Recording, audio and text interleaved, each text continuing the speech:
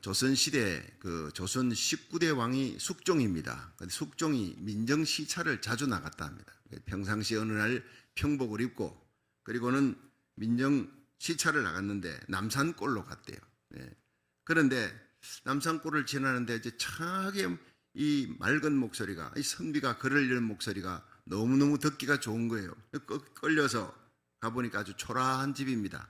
초라한 집에 선비가 살고 있는데 그 어려운 춘추라고 하는 것을 거의 다 외우다시피 하는 거예요. 너무 놀랐어요. 참 실력 있는 선비구나. 그래서 들어갔습니다. 그래서 이 밤이 늦었는데 잠시 얘기를 나눌 수 있느냐 얘기를 주거니 받거니 하는데, 이분이 그렇게 춘추를 거의 외다시피 하는 그런 실력가임에도 불구하고 10년 동안 과거 시험을 쳤는데 이 과거에서 계속 떨어지는 거예요. 그래서 지금 급제를 못해서 참 걱정입니다. 한숨을 쉬고 있습니다. 잠시 후에 선비가 아내를 부르더니 밥상을 가져오게 했어요. 그 어려운 살림살이에도 보니까 정성을 다해서 이 나그네를 대접하는 겁니다. 왕인 줄 모르고 대접한 거죠. 그런데 숙종이 감동이 되었습니다. 그런데 더 감동이 되는 것은 밤이 늦으니까 선비가 얘기합니다. 이제 밤도 늦었는데 야순꾼이 돌고 있습니다. 잡히면 안 되니까 누추하지만 여기서 주무시고 내일 떠나십시오. 간곡히 권유하는 겁니다. 글솜씨도 참 뛰어나고 사람의 인품도 좋고 심성도 좋은데 이 사람이 10년 동안 과거에 왜 떨어졌나, 참 그래 생각하면서 이 선비를 과거에 꼭 합격을 시켜야 되겠다, 이런 마음을 먹고 다음날 아침에 숙종이 궁궐로 가서 과거 시험은 이미 끝났습니다. 그런데 임금님이 특별히 직접 면담해서 시험을 치르는 게 알성시라고 하는 게 있어요. 그걸 급히 열었습니다. 그래서 그 선비를 만나서 숙종 임금이 면담하고 과거에 합격을 시켜줬어요. 귀한 인재로 등용을 시켰다는 거예요. 참 축복된 만남이죠. 초라한 선비는 평복을 입은 임금님을 부지불식간에 대접을 한 거예요. 그것으로 출세의 길이 열렸습니다.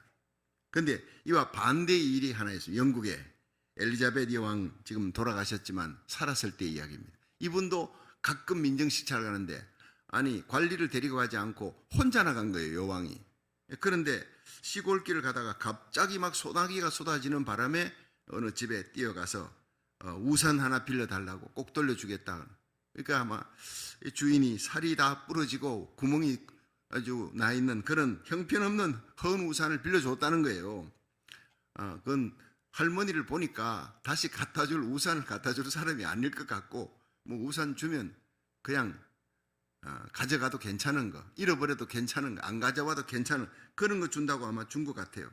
며칠 후에 영국의 왕실 관리가 멋있는 마차를 타고 그 집 앞에 왔으면 깜짝 놀란 거예요. 그 헌 우산을 들고 와서 관리가 그 주인에게 갖다 주면서 영국의 여왕께서, 엘리자베트 여왕께서 이 우산을 빌려주어 고맙다고 인사를 했습니다. 돌려주었는데 그 우산 주인이 얼마나 부끄러웠겠어요. 얼마나.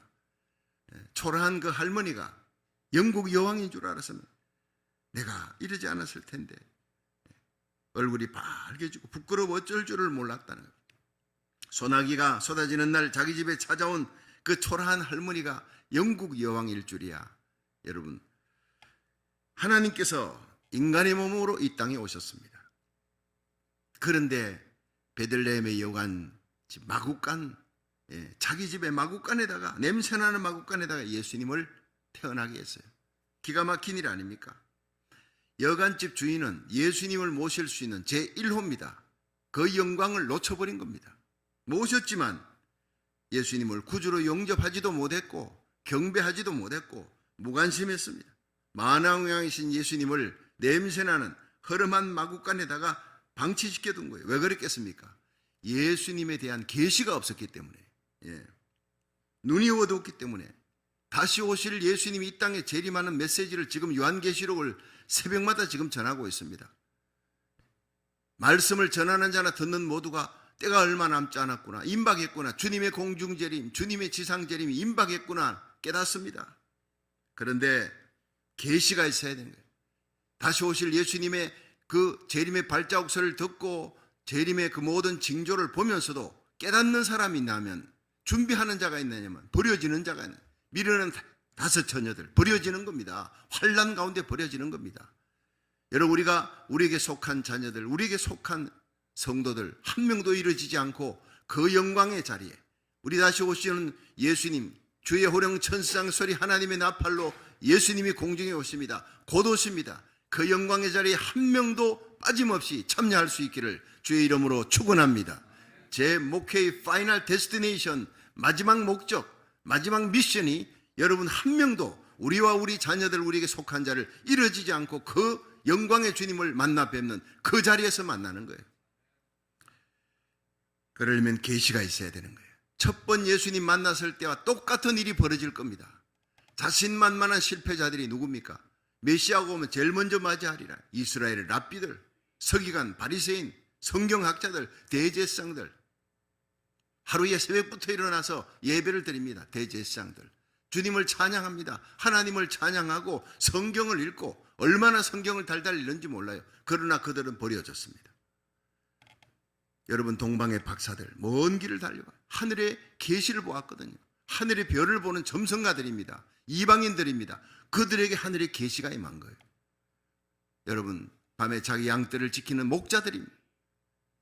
천민들입니다. 보통 사람들입니다. 그런데 그들에게 하늘의 계시가 임한 거예요. 안나, 시몬, 이런 나이 많은 할머니, 할아버지 성전에서 네가 죽기 전에 메시아를 만날 것이다, 메시아를 안고 축복을 할 것이다, 성령의 감동, 하늘의 계시를 받은 거예요. 이런 지극히 작은 무리들이 예수님을 영접했다는 사실을 기억하십시오. 여러분, 오늘은 첫 번 크리스마스 때 성전에 오신 아기 예수, 근데 그 성전에, 예루살렘 성전에 많은 사람들이 와서 기도하면서 메시아여 오시옵소서. 그들의 기도는 지금도 통곡의 벽 앞에서 메시아여 오시옵소서. 메시아가 왔는데도 계시의 눈이 열리지 않은, 성령의 감동이 없는 겁니다.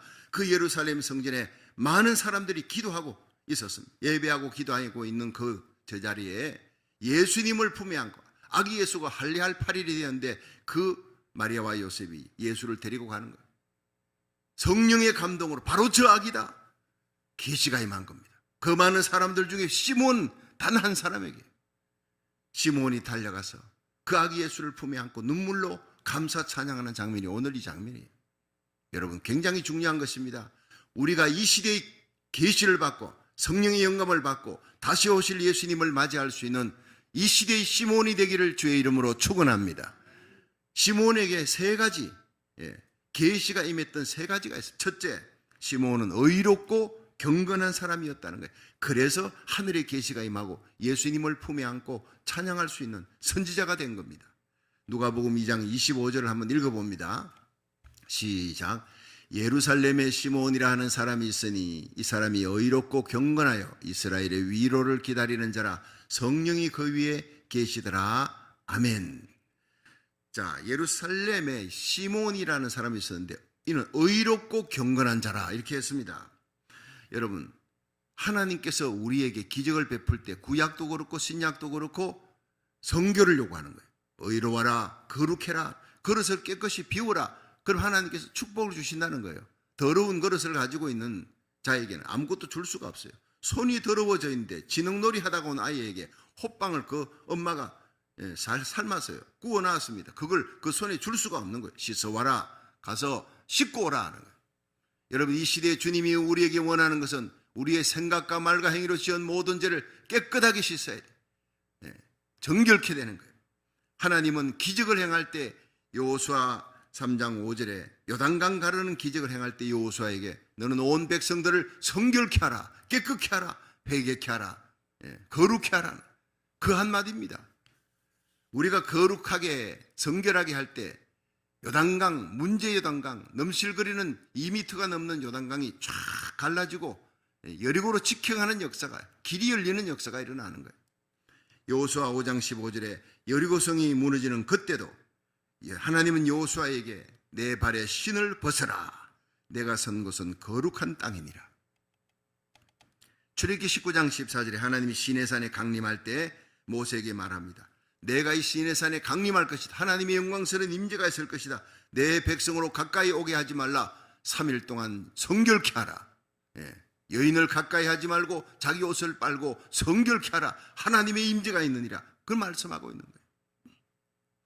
하나님은 이스라엘의 많은 사람들 중에 인간으로 오신 하나님, 예수 그리스도를 만나 축복할 사람을 고르는 가운데 왜 하필 시몬을 택했습니까? 시몬이 의롭고 경건하였다라고 성경은 얘기하고 있습니다. 이 시대 우리에게 가장 중요한 일이, 많은 일들이 있습니다. 하나님을 위해 해야 될, 하나님 나라 의를 위해서 충성하고 헌신해야 될 많은 일들 중에 가장 귀한 일이 여러분 거룩입니다. 성결입니다. 하나님 앞에 의롭게 설 수 있는 사람 아무도 없습니다. 그러나 날마다 예수의 피로 자기를 씻어 생각과 말과 행위가 하나님 미워하는 것이 있으면 깨끗이 씻어 점도 흠도 없이 깨끗한 그릇을 준비하는 성도가 되기를 주의 이름으로 축원합니다. 그래야 다시 오실 주님을 맞이할 수 있다는 사실이. 불의한 마음을 가진 자가 의의 왕 예수님을 어떻게 맞이하겠습니까? 예수님은 의의 왕입니다. 사랑의 왕입니다. 생명의 주님이십니다. 미워하는 마음을 가진 사람이 사랑의 예수님을 품을 수가 없는 거예요. 분노의 마음을 가진 자가 평화의 왕 예수님을 품을 수가 없는 겁니다. 하나님은 의롭고 경건한 시몬을 찾아 예수 그리스도를 품에 안고 축복할 수 있는 그런 놀라운 은혜를 베풀어 주었다는 거예요. 여러분 사도행전 10장에 보면 가이사랴에 고넬료라 하는 백부장이 있었다 그래요. 제9시 기도 시간에 날마다 기도 시간, 제9시 기도 시간을 정해놓고 기도하는데 어느 날 천사가 나타난 거예요. 빛나는 천사가 나타나 깜짝 놀랐습니다. 두려워했습니다. 고넬료야 두려워 말라. 너의 기도와 구제가 하나님 앞에 상달하여 기억한 바가 되었느니라. 여러분 고넬료는 이방인이었지만 하나님 앞에 의롭고 성결하게 깨끗하게 살려고 하나님 앞에 기도하는 사람이었고, 고통당하는 사람을 보면 외면할 수가 없어요. 많이 구제했다 그랬어요. 이방인이었지만 하나님이 그 기도와 구제를, 그 의로움을 받았다는 겁니다. 은혜를 베풀어 줬다는 겁니다. 그래서 비장 시몬의 집에 있는 베드로를 청하라. 그래서 베드로를 청해가 온 집안 식구들, 부하, 장졸들 다 모았어요. 성령이 임하는 겁니다. 베드로가 설교하는데 설교 끝나고 안수할 때가 아니에요. 설교하는 중에 성령이 임하니까 사람들이 방언을 하고 예언을 하고 하나님 높임을 듣는 놀라운 역사가 일어나니까 이 베드로가 더 이상 설교를 할 수 없는 지경이에요. 얼마나 강력한 성령이 임했던지.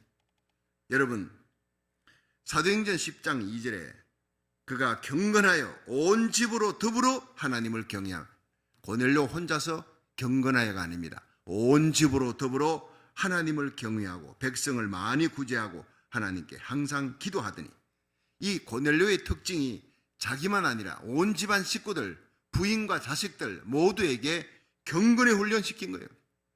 하나님을 경외했다고 했어요. 백성을 많이 구제하는 사랑의 마음을 가졌다고요. 이런 평화를 추구하는 자에게 하나님께서 은혜를 베풀어 주시는 줄로 믿으시기 바랍니다. 1953년에서 61년까지 UN 사무총장을 지낸 하마슐더라는 사람, 이 아프리카 신생 국가들이 막 독립하면서 정치적인 많은 혼란들이 일어났어요.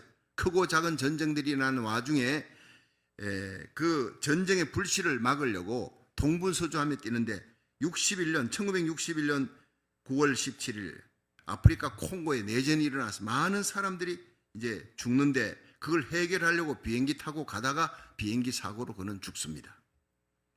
그 후에 발견된, 죽고 난 후 다음에 보니 이 하마슐더 아침마다 읽고 큐티했던 성경책이 발견됐는데, 그 성경책 제일 앞에 이런 글이 쓰여 있었대요. 내가 태어날 때 너는 울지만 모든 사람이 웃는 것처럼 네가 죽을 때 너는 웃지만 모든 사람이 우는 그런 존재가 되어라. 그는 그렇게 살다가 그렇게 죽은 거예요. 많은 사람들이 하마슐더의 죽음을 애도했습니다. 눈물 흘리며 애도했습니다. 그 이후에, 죽고 난 이후에 노벨 평화상을 받은 최초의 인물이 되었어요. 노벨상은 살아있을 때 다 받는데 죽고 난 다음에 받는 사람이 이 사람이 지금까지 전무후무한 사람. 이런 경건한 삶, 평화를 찾는 사람, 그런 사람에게 주님은 나타나시는 줄로 믿으시기 바랍니다. 여러분 이 시대는 하나님이 사람을 찾습니다. 성도를 찾습니다. 사람다운 사람, 성도다운 성도, 하나님이 찾고 있다는 거예요. 예수 그리스도를 영광스럽게 맞이할 신부다운 신부를, 정결한 그리스도의 신부, 경건한 하나님의 사람을 찾고 있습니다. 이 시대에 물들지 않고 마음을 새롭게 함으로 변화함을 받아 하나님의 선하시고 기뻐하시고 온전하신 뜻을 쫓아 살아가는, 전심전력하는 저와 여러분이 되어 시몬처럼 다시 오실 예수님을 영광 중에 맞이할 수 있기를 주의 이름으로 축원합니다. 두 번째, 시몬은 기다리는 사람이었어요. 그래서 하늘의 계시가 임한 겁니다. 누가복음 2장 25절 한번 읽어봅니다. 시작. 예루살렘에 시몬이라 하는 사람이 있으니 이 사람이 의롭고 경건하여 이스라엘의 위로를 기다리는 자라, 성령이 그 위에 계시더라. 자, 시몬이 의롭고 경건할 뿐만 아니라 이스라엘의 위로를 기다리는, 이 이스라엘의 위로가 뭡니까? 메시아입니다. 구약 성경에 450분 이상 메시아가 온다, 해방자, 구원자, 우리를 구원해 줄 자가 온다는 거예요. 죄에서 우리를 영원한 멸망에서 건져줄 자가 온다는 거예요. 그 이스라엘의 위로입니다. 로마의 학정, 헤롯의 핍박 가운데 있는 그 이스라엘 위로는 바로 메시아가 온다. 메시아가 오면 우리를 구해줄 것이다. 여러분, 그분이 이스라엘만 구하는 분이 아니라 온 세계, 고난당하는 사탄과 마귀에게 눌려서 일생을 죄에 매어 죽음의 종로로 사는, 죽고 난 다음에 영원한 지옥의 불에 던져질 저주받은 우리 인생을 죄에서, 지옥에서, 마귀의 마수에서 건져주시려고 이 땅에 육신의 몸을 입고 오신 분이 예수님인 줄로 믿으시기 바랍니다. 여러분, 우리의 영원한 위로가 뭡니까? 예수님밖에 없습니다. 이 예수님을 기다리는 성도, 사모하며 기다리되 보통 기다리는 게 아니에요. 오직 예수님밖에 없다, 소망은 예수님밖에 없다고 날마다 기도하며 기다리는, 의롭고 경건하게 살아가며 기다리는 저와 여러분이 되기를 주의 이름으로 축원합니다. 이런 기다림이 없이 성탄절은 아무 소용이 없는 거예요. 기다리는 자에게 기쁜 날입니다. 시몬은 이스라엘의 위로를 기다리는 자예요. 경건하고 의롭게 기다리면서 기도하며 성전에서 날마다 이스라엘의 위로, 예언된 메시아의 출현을 기다리고 있는 거예요. 이처럼 말세를 살아가는 그리스도의 신부된 성도들도 신앙의 정절을 지키고 예수님의 재림을 기다리는 자, 사모하는 자, 목마르게 사모하는 자에게 주님께서 나타난다. 너희가 나를 찾으면 나를 만날 것이다. 예레미야 29장 11절의 말씀이에요. 너희를 향한 나의 생각을 내가 아나니 재앙이 아니요 평안이라, 장래에 소망을 주려는 것이라. 너희가 내게 부르짖으며 내게 기도하면 내가 들을 것이요 너희가 나를 찾고 찾으면 나를 만나리라 그랬어요. 여러분, 이 예배가 하나님 앞에 목마른 예배, 의에 줄이고 사모하는 예배, 주님의 임재를 사모하는 예배가 되기를 주의 이름으로 축원합니다. 그런 예배 가운데 성령의 기름 부음이, 우리 하나님의 임재가 임한다는 거예요. 주님을 기다린다는 것은 주님을 사모하고 소망한다는 거예요. 주님을 그리워한다는 거예요. 주님 앞에 기도드리고 예배드린다는 겁니다. 이 마지막 때 주님이 찾는 교회, 전심전력으로 슬기로운 타자천처럼 등잔에 믿음, 소망, 사랑의 기름을 채우고 예배드리고 기도의 불, 찬양의 불, 소망의 불을 밝히는 그런 귀한 교회, 그런 성도들을 주님께서 찾는 겁니다. 마태복음 24장에 보면 예수님 재림할 때가 가까우면 이런 일이 있을 것이다 쫙 징조가 나옵니다. 말세에 고통하는 때가 이르리라. 사람들이 자긍하며 교만하며 패역합니다. 하나님과 세상을 겸하여 섬기고 세상 쾌락을 하나님보다 더 좋아합니다. 무정하며 원통함을 풀지 않습니다. 가슴에 한번 맺었다 하면요, 이걸 풀지 않아요. 여러분, 이런 일들이 세상 사람들이 아니라 그리스도를 구주로 믿는 성도들 가운데서도 마음속에 미움을 쉽게 풀지 않습니다. 그런 사람은 주님 맞이할 수가 없다는 것입니다. 교만합니다. 자긍합니다. 이것이 하나님의 교회 안에서도 팽배해진다는 겁니다. 정말 그리스도의 참된 신부가 되기를 주의 이름으로 축원합니다. 사랑의 신부, 의로운 신부, 주님을 사모하며 깨어 기도하는 신부를 주님이 찾고 있는 겁니다. 저처에 국지전이 일어날 것이다, 난리와 난리 소문이 들릴 것이다, 예수님 재림 전에 일어날 일을 얘기하고 있어요. 마태복음 24장, 마가복음 13장, 누가복음 21장 계속 얘기하는 거예요. 거짓 선자가 등장할 것이다, 적그리스도가 출현할 것이다, 불법이 성하게 될 것이다, 사람들의 사랑이 식게 될 것이다. 특별히 누가복음 21장 11절에 온 세계 전염병이 창궐하게 될 것이다. 팬데믹이 일어날 것이다. 그렇게 예언하고 요한계시록 6장에는 인간의 마음이 짐승같이 되어서 세계 곳곳에 검과 흉령과 사망과 짐승으로 죽이는 테러입니다. 테러. 이 테러 사건이 일어날 것이라는, 이런 일들을 우리가 보면서 우리에게 가장 큰 위로가 뭡니까? 바로 예수님밖에 없어요. 예수님밖에 우리의 위로는 없다는 것을 성경은 얘기합니다. 정말 우리들에게 중요한 것은 언제 주님이 오실지라도, 언제 내가 주님 앞에 부름을 받아 죽음이 나타난다 할지라도 우리와 우리 자녀들이 주님 앞에 설 수 있는 구원의 확신을 예수 이름으로, 예수의 보혈의 피, 하나님의 말씀 가운데 굳건하게 서서 구원의 확신 가지기를 주의 이름으로 축원합니다. 요한복음 5장 24절 시작. 내가 진실로 진실로 너희에게 이르노니 내 말을 듣고 또 나 보내신 이를 믿는 자는 영생을 얻었고 심판에 이르지 아니하나니 사망에서 생명으로 옮겼느니라. 아멘. 여러분, 날마다 이 하나님의 말씀 굳게 부여잡고 예수님 구주로 믿고 여러분 영생을 얻을 것이다가 아니라 이미 영생 안에 영생을 얻었고 과거 완료형입니다. 장차 심판에 이르지 않습니다. 사망의 생명으로 옮겨진 줄로 믿으시기 바랍니다. 이 확신 속에, 구원의 확신 속에 담대하게 깨어 기도하면서 다시 오실 예수님을 맞이할 수 있기를 주의 이름으로 축원합니다.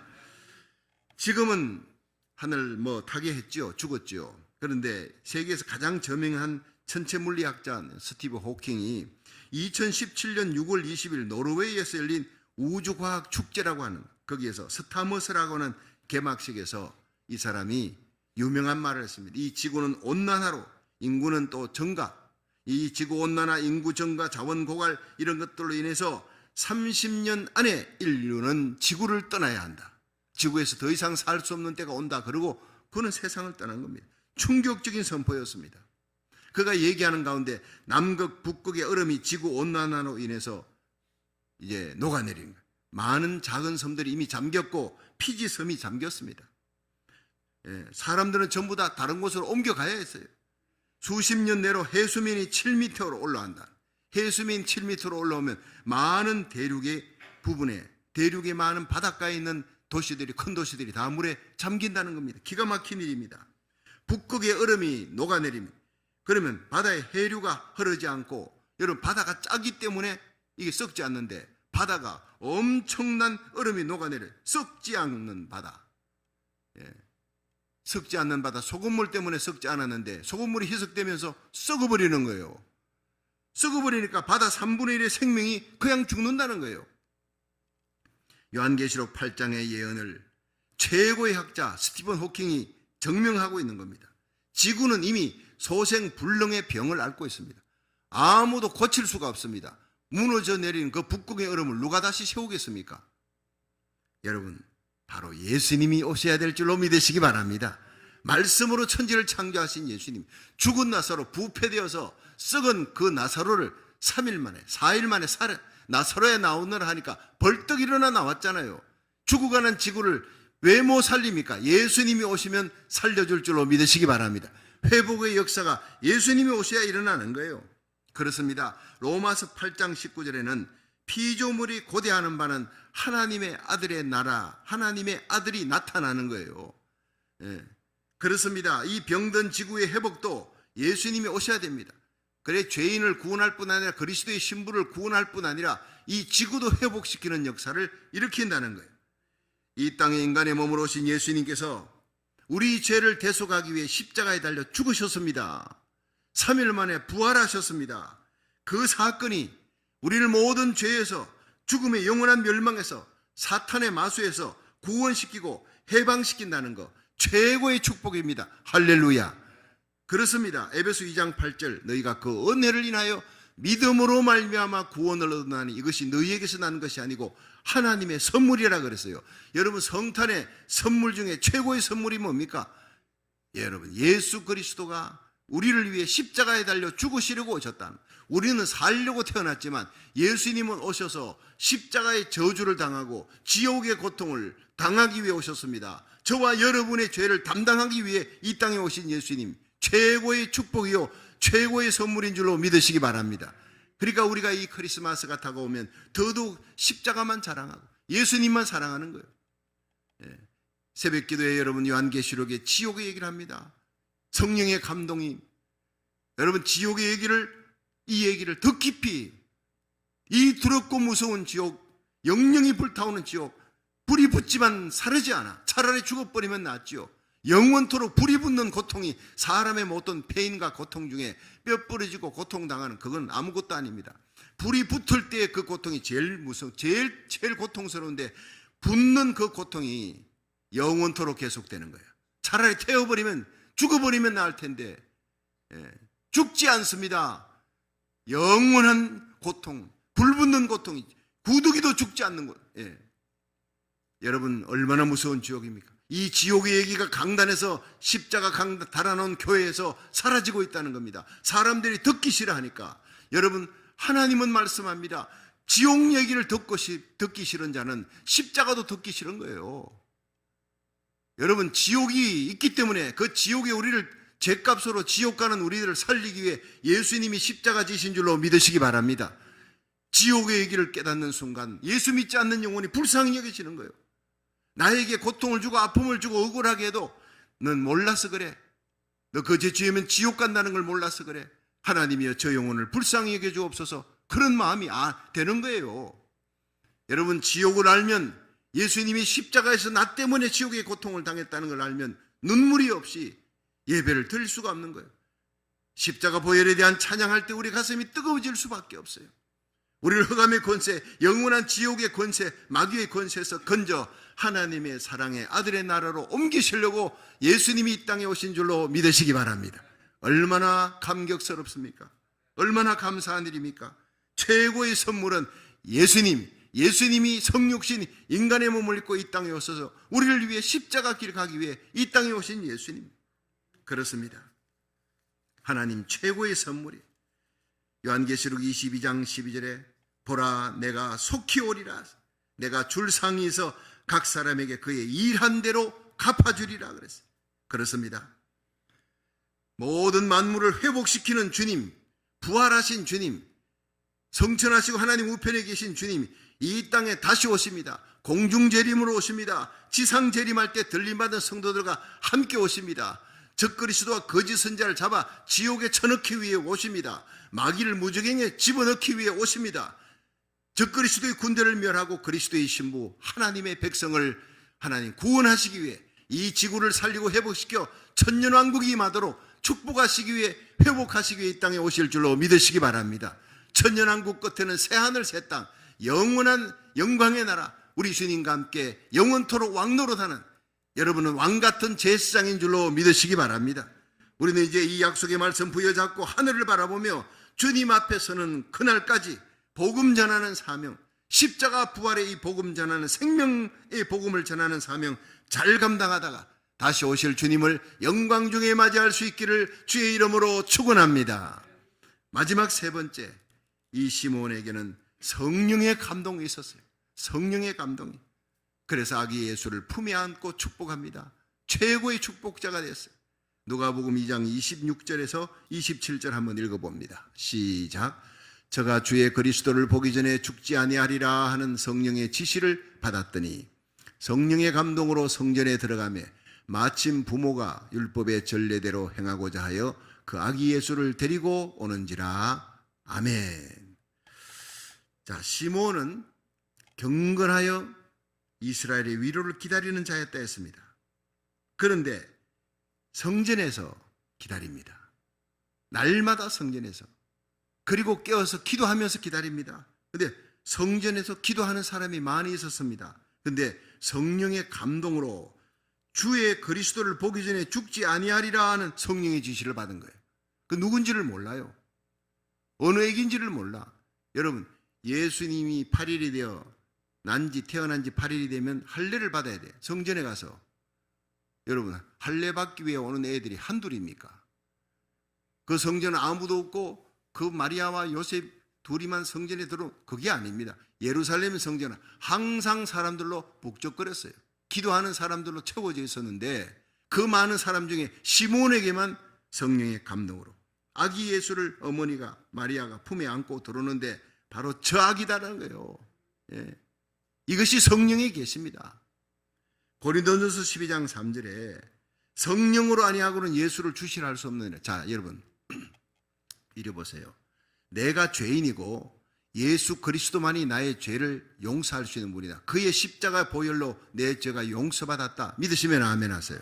이것은 고린도전서 12장 3절에 성령으로 아니하고는 예수를 주시라 할 수 없느니라. 세이비어입니다. 나의 구세주, 내 죄를 해결해 줄 수 있는 분, 구원해 줄 수 있는 분은 예수님밖에 없다. 그렇게 고백하는 것은 성령으로 아니하고는 할 수가 없다는 거예요. 에베소 1장 13절에 그 안에서 너희도 진리의 말씀 곧 구원의 복음을 듣고 그 안에서 또한 믿어 약속의 성령으로 인치심을 받았느니라. 여러분, 예수님을 믿음으로 인치심을 받았습니까? 성령이 우리 속에 계셨기 때문에 예수님을 믿게 되는 것입니다. 그러니까 우리가 예수를 구주로 믿는 것도 성령으로 말미암아 믿어지는 것이고, 내가 복음을 전할 때 여러분 성령의 감동함을 받은 사람들만 예수를 믿게 되는 겁니다. 다 믿는 것이 아니에요. 성령의 감동이 있는 사람, 택함 받은 백성에게만. 그러니까 믿음은 모든 자의 것이 아니니라 그랬어요. 전도한다고 해가 안 믿는다 낙심하지 마세요. 택함 받은 백성에게만 마음에 감동이 일어납니다. 그렇게 복음 전하고 그렇게 하나님이 일하는 건 성령의 감동으로, 예배도 성령의 감동으로 드려야 하늘 문이 열릴 줄로 믿으시기 바랍니다. 아무리 여러분 멋있는 성가하고 찬양하고 멋들어진 교회당에 모여서 예배드려도 성령의 감동이 없으면 아무짝에 소용이 없는 겁니다. 그래서 누가복음 18장에 예수님이 이 땅에 인자가 다시 올 때 믿음을 보겠느냐, 수많은 교회들이 있다. 그러나 성령의 감동으로 드리는 예배드리는 성도들은 참으로 적을 것이라는 거예요. 주님의 한탄입니다. 우리 교회는 성령 충만한 교회, 나라 살리기를 천 번째로 새벽을 깨우고 나라 민족을 위하여, 고국과 미국을 위하여, 전 세계 대부흥을 위하여 우리와 우리 자녀들이 그 부흥에 쓰임받는 선봉장이 되도록 축복하며 기도하는 거예요. 깨어 기도하는 성도 주님을 맞이하게 될 줄로 믿으시기 바랍니다. 그렇습니다. 성령의 감동을 받아야 우리는 마지막에 요단강 건너갈 때도 성령 감동을 받아요. 성령 감화 받은 영혼 하늘 날아갈 때에, 이런 찬양이 있지 않습니까? 성령으로 예수 믿습니다. 성령으로 살아갑니다. 마지막 죽는 순간에도 천국문이 열리는 것은 성령의 감동을 받아 갈 때 천국문이 열린다는 사실이에요. 시몬이 성령의 감동받아 그가 죽기 전에 그리스도를 만날 것이다, 보게 될 것이다 계시를 받고 갔는데 아기 예수가 어머니 품에 안고 오는 거예요. 성령의 감동으로 바로 저 아기다, 저 아기를 품에 안고 기도하라, 찬양하라. 달려가서 그 아기를 받아 안고 감격하면서 이렇게 찬송하는 누가복음 2장 29절부터 주제여 이제는 말씀하신 대로 종을 평안히 놓아주시는도다. 내 눈이 주의 구원을 보아사오니 이는 만민 앞에 예비한 것이요 이방을 비추는 빛이요 주의 백성 이스라엘의 영광입니다. 여러분, 이렇게 찬양할 때 시몬의 눈에는 눈물이 흘렀을 거예요. 내 일생 기다렸던 메시아입니다. 이 날을 위해 내가 살았습니다. 이 날을 위해 내가 숨쉬며 이 날을 위해서 내가 하나님 성전에 와서 기도하며 기다렸습니다. 나의 생애의 목적이 이제 이루어졌습니다. 사명이 성취됐다는 거예요. 아무리 시몬이 의롭고 경건하여 이스라엘을 기다리는 자라도 예수님을 만나지 못하면, 품에 안지 못하고 기도하지 못하면 소용이 없는 거예요. 성탄절이 뭡니까? 예수님과 나와의 만남이 있는 날이에요. 성탄절의 기쁨이 아기 예수를 품에 안는 기쁨이어야 될 줄로 믿으시기 바랍니다. 예수님에 대한 소식을 듣고 아 그렇구나, 아닙니다. 아기 예수를 품에 안는 기쁨이에요. 요즘 저희 하루 일과 중에서 참 기쁜 시간이 있습니다. 물론 새벽에 나가서 하나님의 말씀을 선포하고 기도할 때 참 기쁨이 있죠. 그런데 하루 일과 중에 오후 시간, 저녁 시간쯤 되면은요, 이제 손자 이한이를 보는 기쁨이 있어요. 직접 아직까지 가지는 못했습니다. 둘째 딸 주혜가 아들을 낳았는데 57시간을 진통을 했어요. 지금의 의학이 아니면 우리 딸을 죽었습니다. 의사들이. 지금 의학, 옛날 같았으면 죽었습니다. 마지막에 의사가 산모와 아기가 다 위험하다 그래요. 얼마나 하나님 앞에 울면서 기도했는지, 하나님 차라리 내 생명을 데려가고 우리 딸 주애를 살려주세요. 아기를 살려주세요. 그렇게 내가 생명을 맞바꾸는 기도가, 부모이기 때문에 그런 기도가 나오더라고요. 여러분이 얼마나 기도해 주셨는지 제가 압니다. 얼마나 고마운지. 금식하며 기도하는 성도들도 있었습니다. 너무 위험했으니까. 근데 그 아기가 태어났어요. 지금 2달이 됐습니다. 얼마나 이쁜지요. 태어나면서 고생을 시켜서 그런지 더 이쁘기도 더 이쁘더라고요. 얼마나 귀여운지. 태어난 지 2달 됐는데 저녁 이제 먹을 시간이나 아니면 먹고 난 다음에 그 시간에 이제 아기를 보여줍니다. 영상으로 이렇게 보여주는 거예요. 그러면 진짜 그 아기를 보면서 행복합니다. 참 근심이, 세상 근심, 그날 있었던 염려, 걱정 순간에 다 사라지고 그 아기만 쳐다보는 순간 얼마나 행복한지 몰라요. 근데 제가 요즘 느낍니다. 이렇게 영상으로만 봐도 기쁜데 그 아기를 직접 엘래스카 가서 만나서 품에 안으면 어떻게 해요? 그 기쁨은 어떤 기쁨이겠느냐? 기가 막힐 기쁨일 거예요. 자식 키울 때 하고 손자 키울 때 또 다르대요. 제가 이제 절감을 합니다. 정말 실감을 합니다. 그런데 이 기쁨을 어찌 예수님을 품에 안은 시몬의 기쁨과 비교하겠느냐는 거예요. 그렇습니다. 일생을 기다렸던 예수님, 성령의 감동으로 금식하며 기도했는데 그 예수님을 품에 안고 주제여 이제는 말씀하신 대로 종을 평안히 놓아주시는도다. 이것이요, 개들에게서는 예배 끝날 때 이제는 종을 평안히 놓아주시는도다, 이것으로 축도를 대신합니다. 성도의 최고의 기쁨, 나의 미션, 나의 사명이 끝났어요. 내 인생에 주신, 내가 살아있는 이유가 예수님 품에 안는 것인데, 품에 안고 축복하는 것인데, 블레싱하는 축복이 끝났으니 나는 이제 죽어도 좋습니다. 그 뒤에 나오는 것이에요. 나는 죽어도 좋습니다. 내 눈이 주의 구원을 보았습니다. 여러분, 이런 기쁨이 저와 여러분에게 충만하기를 주의 이름으로 축원합니다. 예수님 만날 때 그 감격을 저는 창세기 46장 29절에 야곱이 요셉을 만날 때의 감격과 비교를 해봤습니다. 여러분, 야곱이 노년에 자식들이 다 아버지를 속이죠. 물론 베냐민은 아니었겠죠. 12아들들 중에 10명의 요셉의 형들이 요셉을 팔았습니다. 모르는 구덩이에 빠져 죽이려 하다, 저 꼼정이 죽여야 되겠다 하다가 팔았어요. 유다 때문에. 그래서 이스마엘 장사꾼에게 팔려가 버리고 그 요셉의 옷은 벗겨가지고 양의 피를 묻혀서 이 늑대한테 물려 죽었나 봅니다. 그걸 보고는 야곱이 눈물을 흘리며 내가 이 요셉을 찾으러 음부로 내려가리라, 그렇게 설피설피 울었던 이 야곱이, 잊혀졌던 야곱이 130세가 되어서 야곱이 요셉을 만나는 장면이 나옵니다. 애굽 땅에 가는 장면이, 버금수레를 타고, 그때 요셉의 나이가 39살이었어요. 7년 30세에 총리가 되고 7년 풍년이 지나가고 2년이 더 지나갔어요. 흉년 2년이 지나가서 아직도 흉년 5년이 남았으니 빨리 아버지 데려오십시오 형들에게 얘기했으니 계산하면 39살입니다. 22년의 세월, 아버지 야곱과 헤어진 지 22년의 세월, 아버지에게는 잊혀진 존재였어요. 그 둘이 만납니다. 애굽 땅에서 아버지가 온다, 버금수레 타고 온다는 소식을 듣고 이 요셉이 나갔어요. 그 언덕바지에서 아버지를 맞아 둘이 끌어안고 얼마 동안 울었더라. 한참을 울었다는 거예요. 야곱과 요셉이. 야곱이 요셉을 품에 안고 얼마나 감사했을까. 그 야곱이 고백하는 것이 지금 죽어도 가하니이다. 사람이요, 이제 죽어도 난 한이 없어 행복의 극치입니다. 그렇습니다. 최고의 기쁨이에요. 최고의 감격. 여러분, 이 감격보다 더한 감격이 바로 시몬이 아기 예수를 품에 안고 눈물 흘리며 찬송하는 감격입니다. 그렇습니다. 주제여 이제는 종을 평안히 놓아주시는도다. 이제는 죽어도 한이 없습니다. 주여, 이제 당신의 종이 미션이 끝났습니다. 이 땅에서의 사명이 끝났습니다. 나를 데려가 주시옵소서. 얼마나 감격스러운 고백입니다.